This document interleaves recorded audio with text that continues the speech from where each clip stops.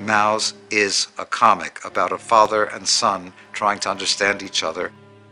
I think it's more directly that than it is about the Holocaust, you know?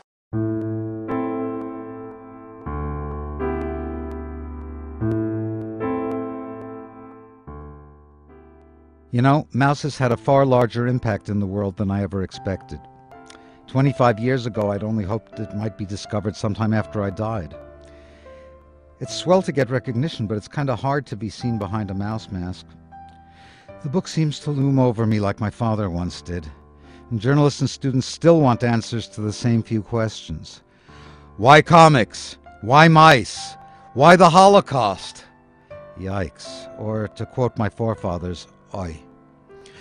But I thought I'd finally try to answer as fully as I could. That way, when asked in the future, maybe I could just say, never again. And maybe I could even get my damned mask off. I can't breathe in this thing. Rip. Everybody was running in a few minutes because the Germans, they had a big order and they did something, they did it very good. This I have to add that they did right. And so they did also, of course, with the finishing so many millions of Jews so systematically that it went a very long time that people didn't know even that they are going to be burned in the gas chamber till the last minute. A lot of people didn't know this.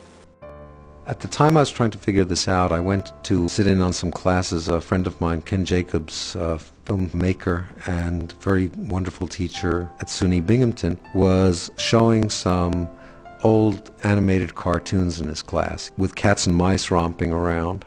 And then he was showing some racist cartoons from the same period, and it became clear that there was a connection between the two, that Al Jolson was Mickey Mouse without the ears.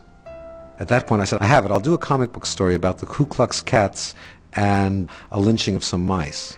And although I had my flirtation with Batman as part of learning how to read, superheroes didn't really hold my interest very long. I really liked the satire magazines, the comic books that made fun of the culture around me. Those were the ones that really seemed to be talking about television, advertising, politics, in a way that said primarily the grown-up world is lying to you.